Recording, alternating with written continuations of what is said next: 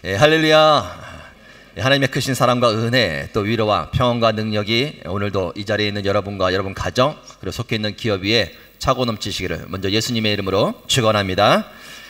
먼저 어느 분이 쓰신 글의 일부분을 좀 먼저 읽어드리겠습니다. 중학교 첫 학기를 지나고 있던 어느 날 친구랑 둘이 복도로 지나가다가 마주친 수학 선생님께 예의 바르게 인사를 했다. 그래, 우리 은주는 어떻게 그렇게 공부도 잘하니? 둘이 같이 지나가다가 동시에 인사를 했는데 선생님은 친구에게만 대답을 하며 눈길을 주셨고 어깨까지 두드려 주셨다.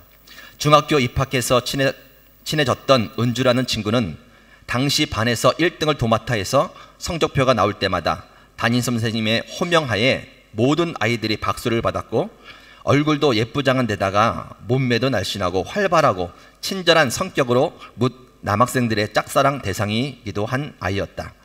나는 은주와 친해지면서 시험이라는 것에 관심을 갖기 시작했고 은주가 남학생들과 어울리는 자리에 은근슬쩍 함께 하기도 했다. 내가 봐도 예쁘고 착한 은주를 남자애들도 좋아하는 게 당연해 보였다. 하지만 20여 년이 지난 지금까지도 은주를 떠올리면 그런 것들보다 저 한마디가 먼저 떠오른다. 그래, 우리 은주는 어떻게 그렇게 공부도 잘하니? 저 말은 수학 선생님께서 나한테 하신 게 아니라 내 옆에 있는 은주를 향해 하신 말씀이었다. 원래도 수학을 싫어했던 나는 이 사건 후로도 수학 선생님을 더욱 싫어하게 되었다. 지금도 내 머릿속에 있는 중학교 시절 수학 선생님은 차별이 아주 심했던 사람으로 각인되었다. 예나 지금이나 관심받고 주목받는 게 싫다고 말하는 나지만 저 당시에 나는 수학 선생님께 무시당했다고 생각했고 잠깐 사이에 투명인간이 된 것 같다고까지 느껴졌다. 에이, 쌤이 은주를 칭찬해주고 싶었는데 마침 만나나 보지 라고 단순하게 생각하고 넘기기엔 의외로 상처가 너무도 크다. 여러분 혹시 이런 경험 있으십니까? 누군가에게 관심을 받지 못해서 섭섭하고 속상하고 또 마음에 슬펐던 그런 경험들은 없습니까? 사람들은 누구나가 관심을 좀 받고 싶어 합니다. 뭐 남자나 여자나 또 어른이나 아이나 다 할 것 없지요. 그래서 때를 쓰는 아이들, 또 심하게 뭐 장난치는 아이들, 그리고 막 우는 아이들의 심리를 가만히 보면 뭔가 좀 관심을 받고 싶어서 하는 것들을 볼 수가 있습니다. 그런데 자신이 관심을 받지 못한다고 생각하면 괜히 외롭죠. 그리고 슬픈 것이 뭐 사람이죠. 단순합니다. 이쁘게 가서 미장원 가서 머리 이쁘게 하고 왔는데 남편이 알아봐 주지도 않고 자녀들도 모르고 교회 와봤자 그냥 지나쳐 버리고 마음이 기쁩니까 슬픕니까? 저 오늘 머리 깎았을까 안 깎았을까요? 안 깎았어요. 단순하게 내가 머리를 한번 자르고 왔는데 아무도 알아주지 않으면 그냥 마음에 섭섭함이 드는 게 사람 마음이에요.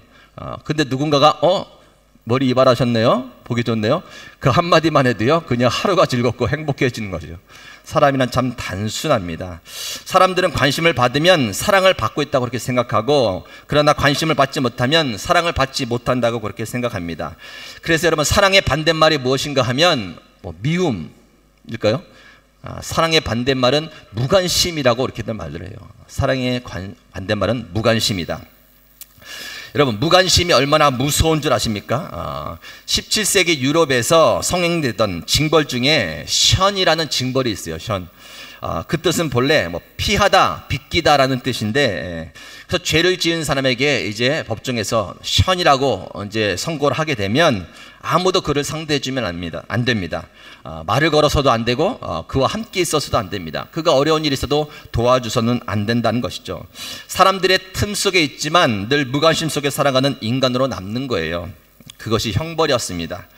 여러분, 다른 사람들이 나에게 말을 건네주지 않는다, 그리고 나랑 함께 있으러 가지 않는다, 내가 힘들고 정말 도움이 필요한데 아무도 나를 도와주지 않는다, 사람이 어떻게 그렇게 살 수 있겠습니까? 살았지만 죽어있는 상태와 같은 거죠. 그래서 한번 그 징벌을 받고 나면 그 사람은 두 번 다시 그런 경험을 하고 싶지 않아서 이제 죄를 멀리 한다고 합니다. 여러분, 그만큼 무관심은 무섭다라는 것이죠. 이러한 무관심은 때로는 이제 사회적으로도 큰 문제를 일으키기도 합니다. 예전에 어느 신문 기사를 본 적이 있는데 어느 노인 부부가 집에서 목을 메고 자살한 거예요. 매우 똑똑한 똑똑한 분들이었습니다. 공부도 많이 했고 또 아는 것도 많은 박식한 분들이었습니다. 그런데 집에서 목을 메어 자살한 거예요. 그래서 경찰들이 조사하기 위해서 이것저것을 살폈는데 책상 위에 이런 메모가 적혀 있다고 합니다. 우리는 더 이상 공포 속에서 살고 싶지 않다. 우리는 잊혀진 인간들이다. 여러분, 무관심은 사람을 파멸해요. 무관심은 사람을 외롭게 만들고 습풀게 만들고 또 죽음으로 몰아가기도 합니다. 그래서 엘리 위젤이라는 사람은 무관심에 대해서 이렇게 표현합니다. 무관심 때문에 사람은 실제 죽기 전에 죽어버립니다. 우리 옆에 분에게 한번 이렇게 인사해 주시기 바랍니다. 관심 가집시다. 여러분, 혹시 무관심이 죄라고 생각합니까? 죄가 아니라고 생각합니까? 예, 많이 힘드셨나 봅니다. 단순히 생각하면 다른 사람에게 관심을 갖지 않고 사는 것이 좀 문제이긴 하지만 죄라고까지 말할 수 있겠는가 하는 생각이 드는데, 그러한 생각이 세상 법정에서 이루어졌던 하나의 사건이 있었습니다. 어느 사람이 이제 부둣가를 걷고 있다가 로프에 줄에 걸려서 바다 밑으로 떨어진 거예요. 물속에 빠진 겁니다. 아주 차갑고 깊은 물속에 빠져서 허우적거리면서 살려달라고 이야기합니다. 친구들이 그 소리를 들었지만 너무 멀리 있어서 손을 쓸 수가 없었습니다. 그래서 결국 그 사람은 물에 빠져서 죽고 맙니다. 나중에 알고 보니까 그 부둣가에서 한 사람이 일광욕을 즐기고 있던 한 사람이 있었다고 합니다. 그 사람은 수영도 아주 잘하는 사람이었고, 그리고 그때 물속에서 허우적거리는 소리를 그 사람은 들었다는 것이죠. 가까이서 들었던 사람입니다.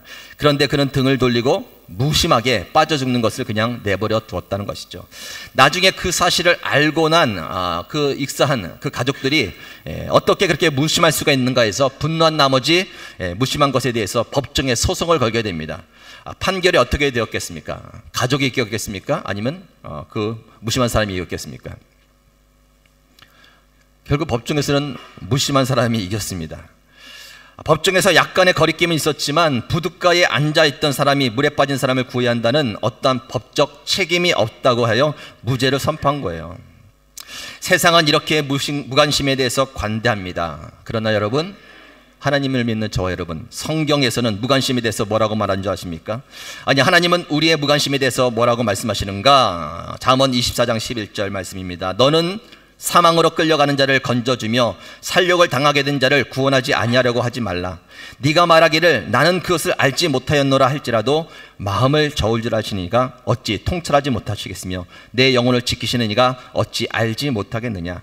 그가 각 사람의 행위대로 보응하시리라. 핑계에 대도 소용이 없다는 겁니다. 하나님께서 다 아신다는 거예요. 저 몰랐는데요,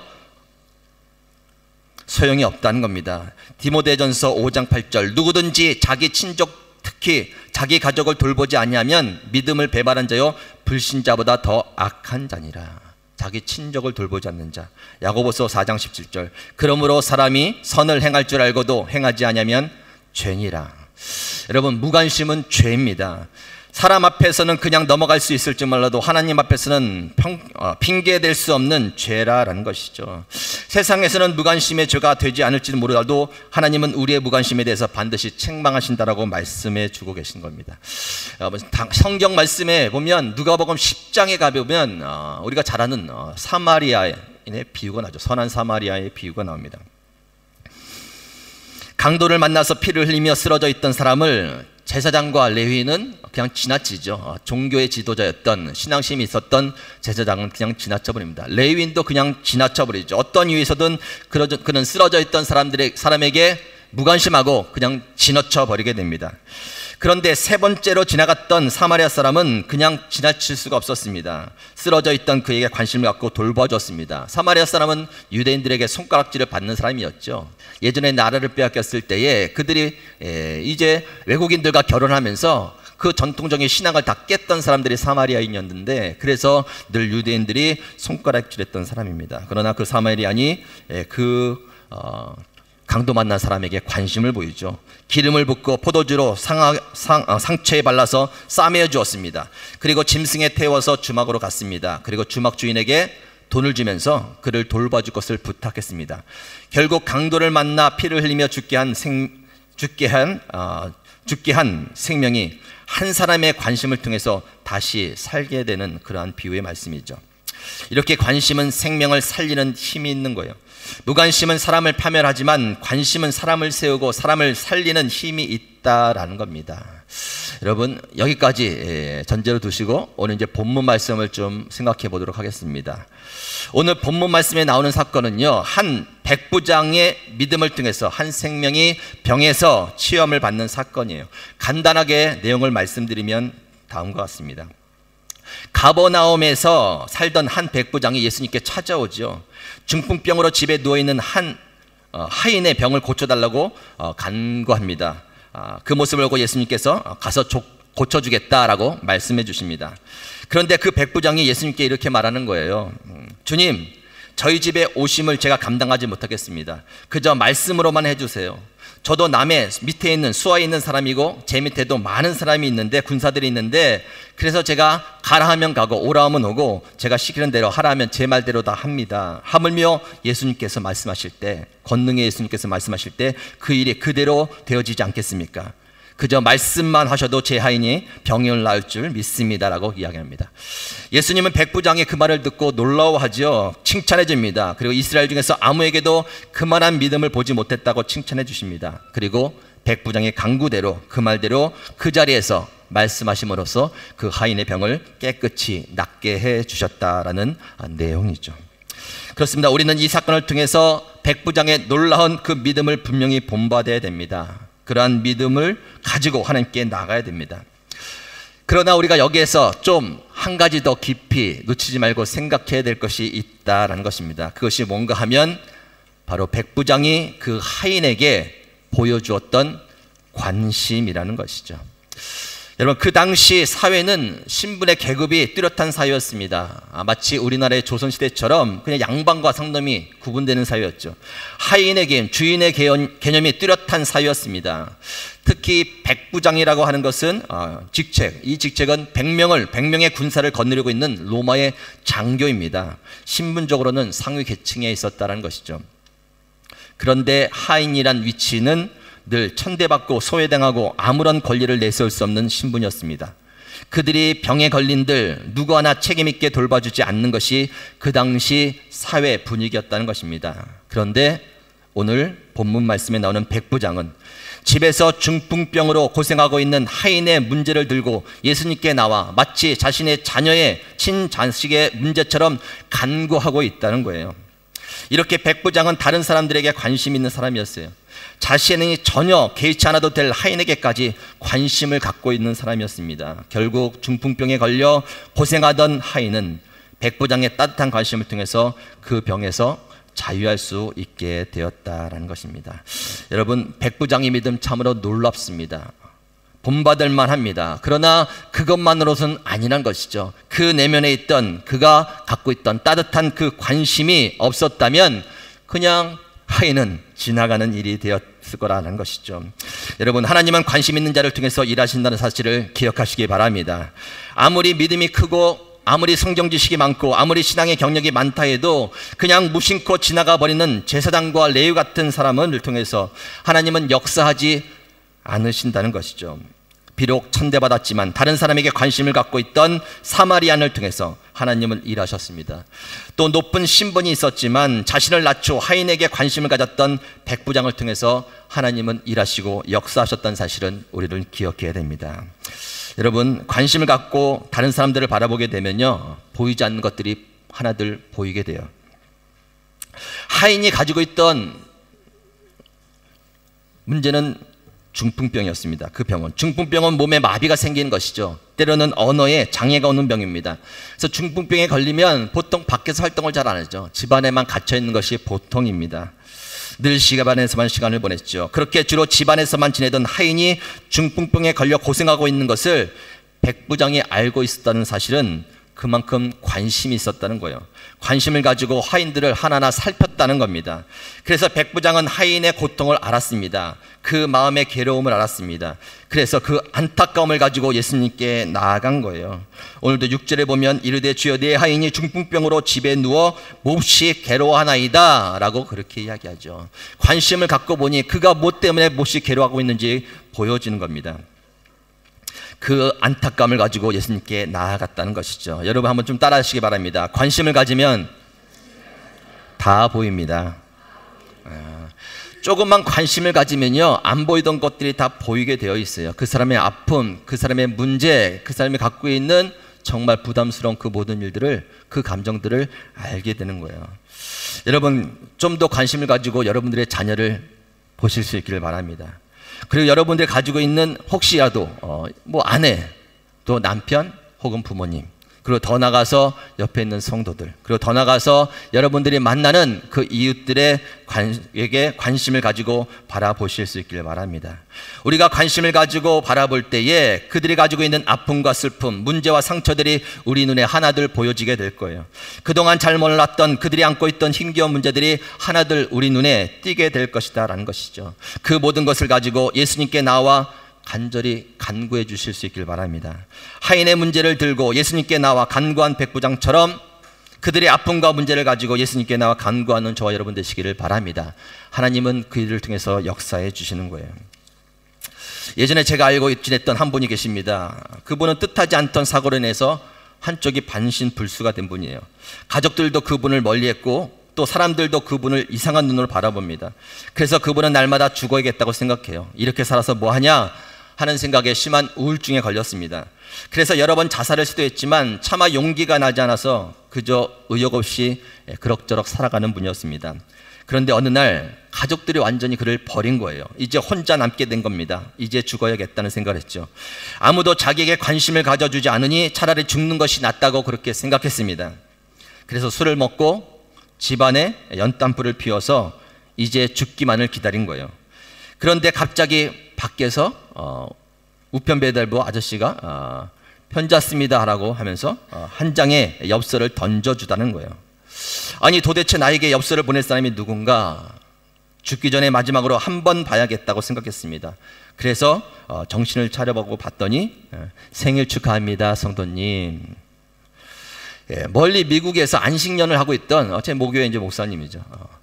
멀리 미국에서 안식년을 하고 있던 목사님께서 엽서로 생일 축하 메시지를 보낸 거예요. 그 짧은 한마디, 성도님 생일 축하합니다. 그것을 보고 그분은 나에게 관심 있는 사람이 있구나, 너무나 행복했다고 합니다. 그리고 살 의욕이 다시 생겼다고 그렇게 이야기를 합니다. 그래서 문을 열고 집안을 환기시키고 다시 살아야겠다고 마음을 먹었다고 이야기를 해요. 여러분, 우리의 작은 관심이 한 생명을 살릴 수 있다는 것을 기억하실 수 있기를 바랍니다. 예수님께서 두 가지 가장 큰 계명을 말씀하시죠. 첫째는 마음과 뜻과 힘을 다해서 주 너희 하나님을 사랑하라. 그리고 두 번째는 내 이웃을 내 몸과 같이 사랑하라. 내 이웃을 내 몸과 같이 사랑하는 말을 좀 다르게 표현하면 무엇인가? 네 몸만 챙기지 말고 다른 사람에게 관심을 가져 그들의 몸도 챙겨라는 거예요. 네 문제에만 갇혀있지 말고 다른 사람의 문제에도 좀 관심을 가져보라고 말씀해 주고 계신 겁니다. 여러분, 때로는 문제가 풀리지 않는다면 그 문제에 매여서 애쓰지 마세요. 좀 눈을 돌아보아서 다른 사람에게 좀 관심을 가져보세요. 오히려 풀리는 일들이 하나님의 역사가 있습니다. 우리가 잘 아는 요셉 이야기, 요셉이 꿈을 쫓아가는 사람이었습니다. 그런데 불행한 일들이 당하죠. 형들에게 팔림을 당했고 그리고 구덩이에 빠졌고, 그러나 마침내 그래도 애굽에 있는 보디발 장군 집에 가게 되죠. 그곳에서 성실히 열심히 일하여서 가정의 모든 일을 맡은 가정 총무가 되었습니다. 그래서 조금씩 꿈을 이뤄가는 승승장구하는 모습이 되었지만 이제 보디발의 장군 아내가 그를 유혹하고 그걸 뿌리쳐서 이제 모함을 받게 되죠. 이 요셉이 나를 강간하려고 했습니다. 그 부인이 그렇게 말하고 그것 때문에 감옥에 들어가게 됩니다. 여러분 생각해 보시기 바랍니다. 얼마나 답답한 일이겠습니까? 얼마나 억울한 일이겠습니까? 감옥 안에서 매일 자신의 문제에 갇혀서 그냥 자신의 문제만 끙끙대면서 부여잡고 있을 만하죠. 그러나 요셉은 그렇지 않았다는 겁니다. 그곳에 누가 있었냐면 왕의 술을 맡았던 관원장과 떡을 굽는 관원장이 두 사람이 감옥 안에 있었습니다. 그런데 어느 날 요셉이 이렇게 얘기하는 거예요. 창세기 40장 6절. 아침에 요셉이 들어가 보니 그들에게 근심의 빛이 있는지라. 요셉에 들어갔더니 그들의 얼굴에 근심의 빛이 보이는 거예요. 요셉의 그 주인의 집에 자기와 함께 갇힌 바로의 시내들에게 묻되 어찌하여 오늘 당신들의 얼굴에 근심의 빛이 있나이까? 라고 물어봅니다. 그러면서 이제 얘기가 풀린 것이죠. 그들이 꿨던 꿈에 대해서 얘기하고 하나님께서 지혜를 주셔서 그 꿈을 풀어줍니다. 그 꿈 풀어준 대로 술 맡은 관원장은 이제 복직이 되고 떡 굽는 관원장은 죽게 되죠. 나중에 술 맡은 관원장이 밖에 나가서 바로왕의 꿈을 꿨는데 답답했을 때에 이 요셉을 소개해 주게 되죠. 결국 그래서 요셉은 바로왕 앞에 서게 되고 그의 꿈을 이루는 일이 펼쳐지게 된다는 겁니다. 아무리 신앙생활을 해도 문제가 풀리지 않고 만족이 없다면 다른 사람들을 좀 살피세요. 그 사람의 필요를 좀 채우는 일에 집중해 보시기 바랍니다. 한번 옆에 사람 한번 살짝 표정을 보세요. 얼굴에 근심빛이 있는지. 지나치지 마시고요. 그냥 물어봐 주세요. 물어보기에 그렇다면 기도해 주세요. 손을 꼭 잡아 주시든지.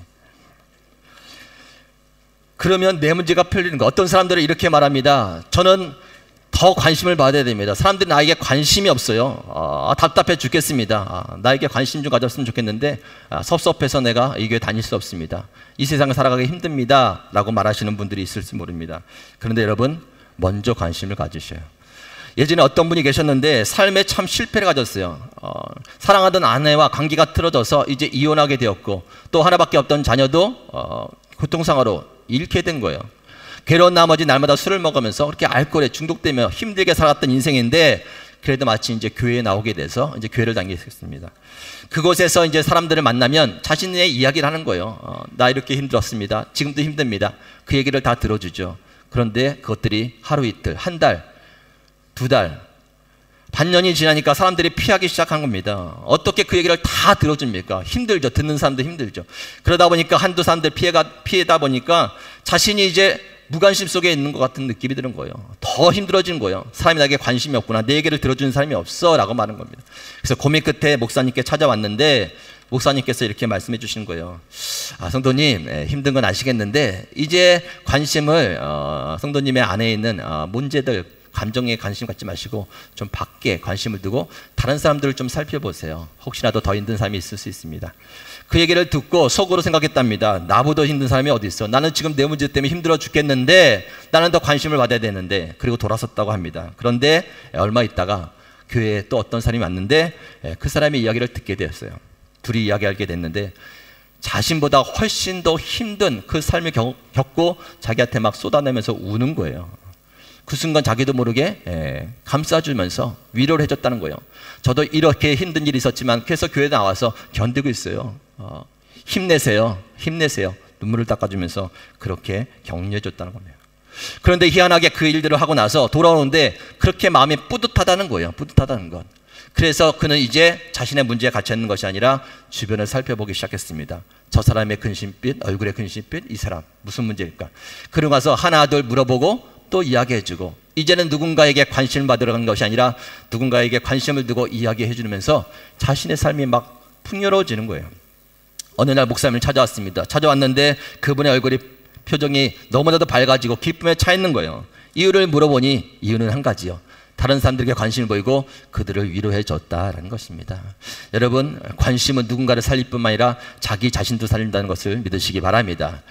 누가 나에게 관심을 보이지 않는 것들 때문에 불평하고 시들시들하는 것이 아니라 내가 먼저 보이면 돼요. 내가 먼저 보이면 내가 관심 줬던 사람도 살 뿐만 아니라 내 자신도 산다라는 겁니다.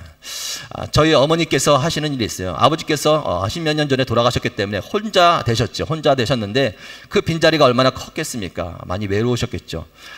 그리고 이제 연세도 있었기 때문에 좀 집에서 편안하게 계셨으면 좋겠는데 일을 나가시는 거예요. 일을. 무슨 일을 하시냐면 사회복지관에 가서 도시락을 받아서 그 도시락을 더 나이 드신 분들, 홀로 계신 더 나이 드신 분들을 찾아가는 거예요. 그분께 가서 도시락을 전해드리고 말동무가 되어드리는 거예요. 때로는 위로도 해드리고 또 기도도 해드리면서 그 일들을 하는 거예요. 그런데 너무나도 마음이 뿌듯하고 보람있고 너무나도 좋으시다는 거예요. 근데 얼마 전에 또 통화를 했는데 이제 올해가 이제 8순이 되셨습니다. 8순이 되셨는데 이제 그만두셨겠지 생각했는데 여전히 지금도 그 일을 하고 계시다는 거예요. 어떻게 놓치시는 거예요? 80 됐는데 90 이상이 되신, 90이 되신 그 할머니들 찾아가서 또 위로하고 또 도시락을 전해드리면서 본인을 기다리는 그분들, 또 대화를 해서 기뻐하는 그분들 보면 자신의 마음이 너무나도 기쁘다고 그렇게 말씀해 주시는 거예요. 여러분, 그것이 관심의 힘입니다.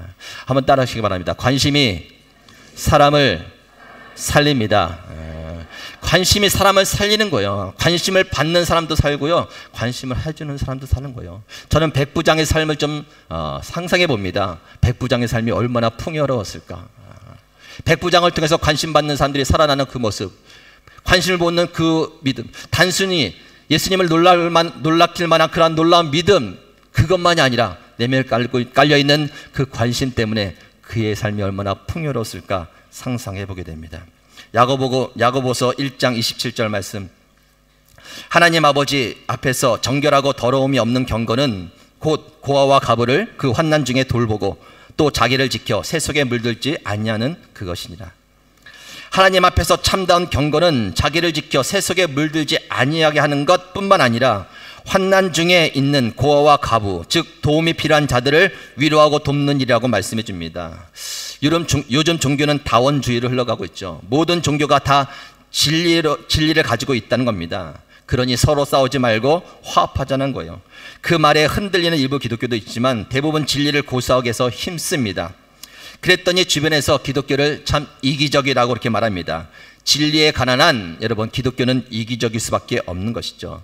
진리에 관한 한 이기적인 말을 듣는 것은 참 다행스러운 일입니다. 그러나 그 이기적인 말이, 우리가 듣는 말들이 사회에 대한 관심이 없고 이웃에 대한 관심이 없고 친족에 대한 관심이 없어서 듣는 이기적인 말이라면 우리는 깊이 다시 한번 생각해 봐야 될 것입니다. 좀 바쁘지만, 그리고 좀 내 문제가 힘들수록 우리의 시야를 좀 다른 곳에, 다른 사람에게 좀 더 관심을 가져주실 수 있길 바랍니다. 그들을 위로하고 필요를 채워주는 일에 힘을 쓸 수 있길 바랍니다. 그 일들 가운데서 하나님이 역사하셔서 많은 영혼들을 살리실 것입니다.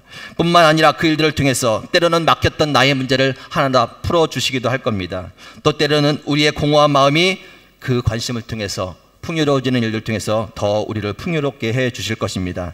그리고 무엇보다 하나님 앞에서 우리는 진정한 경건의 모습을 갖게 될 것입니다. 정리하겠습니다. 여러분, 세상은 점점 무관심 속에 흘러가고 있어요. 그냥 무관심, 그것들이 당연한 일처럼 관대하게 그렇게 평가합니다. 그러나 하나님은 무관심에 대해서 죄라고, 책망할 것이라고, 핑계치 못할 것이라고 그렇게 말씀하십니다. 왜냐하면 관심을 통해서 하나님께서 일하셔야 되니까요. 관심을 통해서 하나님께서 역사에 가셔야 되니까요. 관심을 가지면 하나둘 보이게 되어 있습니다. 그동안 놓쳤던 것들이 관심을 가지면 하나둘 더 보이게 되어 있다는 것이죠.